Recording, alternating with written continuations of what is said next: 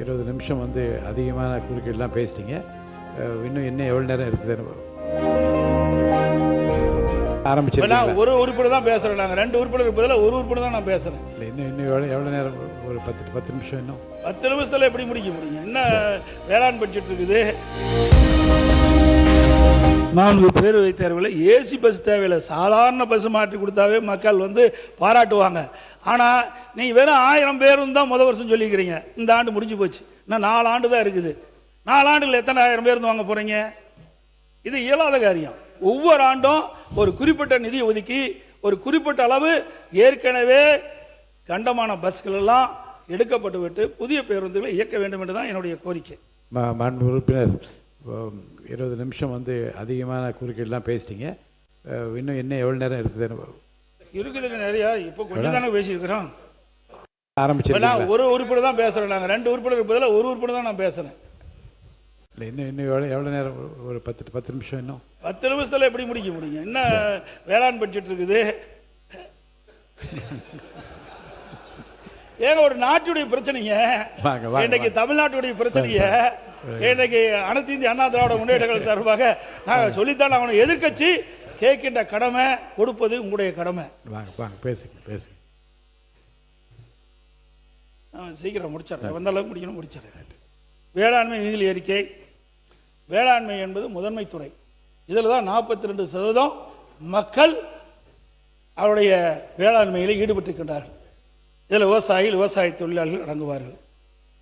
அதுபோல் நெல்லுக்கு ஊக்கத்தொகை அறிவிச்சிருக்கிறீங்க, அதுபோல் கரும்புக்கு ஊக்கத்தொகை அறிவிச்சிருக்கிறீங்க. இதெல்லாம் போதாது. நெல்லுக்கு குவிண்டாலுக்கு 3500 அறிவிச்சிருக்கிறீங்க, கரும்புக்கு 4500 அறிவிச்சிருக்கிறீங்க. ஆனால் கரும்புக்கு ஒரு சந்தேகம்.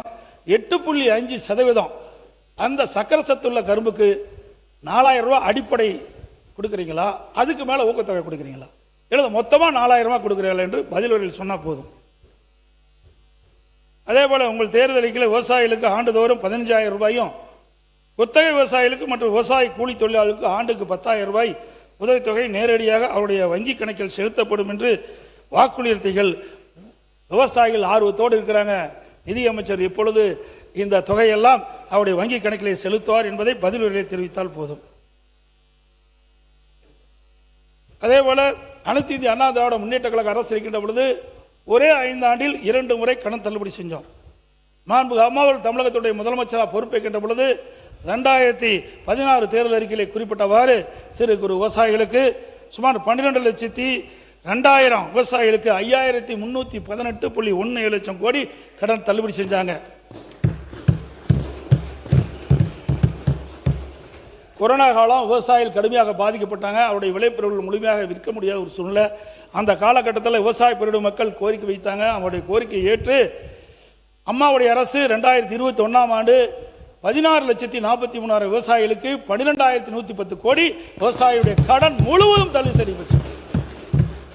அம்மா அவர்கள் இருக்கின்ற பொழுதும் சிறு குறு விவசாயிகளுக்கு கடன் முழுவதும் தள்ளுபடி 100% கடன் முழுவதும் தள்ளுபடி செய்யப்பட்டது.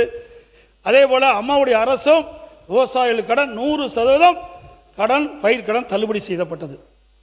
ஆனால் புதிதாக அமைக்கப்பட்டுள்ள தமிழக வெற்றி கழக அரசாங்கம் தேர்தல் நேரத்தில் கொடுக்கப்பட்ட வாக்குறுதி 5 ஏக்கருக்கு குறைவாக உள்ள சிறு குறு விவசாயிகளுக்கு அவர்கள் வாங்கிய தொடக்க வேளாண் கூட்டுறவு கடன் சங்கத்தில் வாங்கிய பயிர்க்கடன் முழுவதும் தள்ளுபடி செய்யப்படும் என்று அறிவிப்பை கொடுத்தீர்கள்.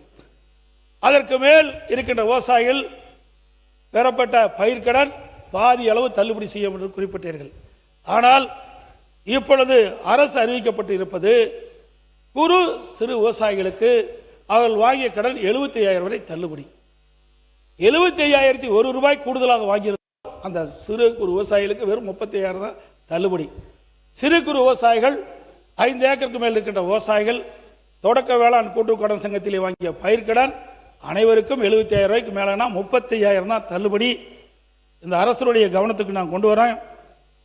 இன்றைக்கு வறட்சியால் விவசாயிகள் பாதிக்கப்பட்டு போதிய வேளாண் பயிர்கள் செய்ய முடியாமல் மிகுந்த கஷ்டத்தில் இருக்கிறாங்க.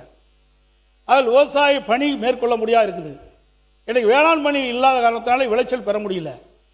இப்படிப்பட்ட நிலையில் நீங்கள் கொடுக்கப்பட்ட தேர்தல் வாக்குறுதி அடிப்படையில் சிறு குறு விவசாயிகளுக்கு முழு கடன் தள்ளுபடி செய்யுங்க. பெரு விவசாயிகளுக்கும் முழு கடன் தள்ளுபடி செய்யுங்க. ஏன்னா வறட்சியால் விவசாயிகளுக்கு போதிய வருமானம் இல்லை. வருமானம் இருந்தால் தான் தொடக்க வேளாண் கூட்டுக்கடன் சங்கத்தில் வாங்கிய பயிர்க்கடன் திருப்பி செலுத்த முடியும்.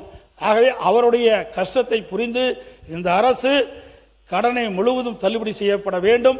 ஒருவேளை முடியாவிட்டால் நீங்கள் கொடுக்கப்பட்ட வாக்குறுதியின் அடிப்படையிலே அந்த கடனை விவசாயிகளுக்கு தள்ளுபடி செய்யப்பட வேண்டும் என்று இந்த அரசுடைய கவனத்துக்கு இந்த நேரத்தில் கேட்டுக்கிறேன். அதே போல பயிர் காப்பீடு திட்டத்தை பொறுத்த வரைக்கும் அனைத்து இந்திய அண்ணா திராவிட முன்னேற்ற கழக அரசு இருக்கின்ற பொழுது இந்தியாவிலேயே பயிர் காப்பீட்டு திட்டத்தில் சேதமடைந்த பேரிடர் காலத்தில் விவசாயிகள் பாதிக்கப்பட்ட பொழுது அந்த பாதிப்புக்குள்ளான விவசாயிகளுக்கு தேவையான நிவாரணத் தொகை இந்தியாவிலே அதிக அளவு நிவாரணத் தொகை விவசாயிகளுக்கு பெற்று தந்த அரசு அனைத்து இந்திய அண்ணா திராவிட முன்னேற்ற கழக அரசாங்கம். இங்கே கூட உங்களுடைய வேளாண்மை நிதி அறிக்கையில் குறிப்பிட்டிருக்கிறீங்க. உழவன் செயலி அற்புதமான திட்டம், அதை தொடர வேண்டும். அனைத்து இந்திய அண்ணா திராவிட முன்னேற்ற கழக அரசு இருக்கின்ற பொழுது இந்த திட்டத்தை நம்முடைய விவசாயிகளுடைய நலனுக்காக இந்த திட்டத்தை நாங்கள் அறிவித்தோம்.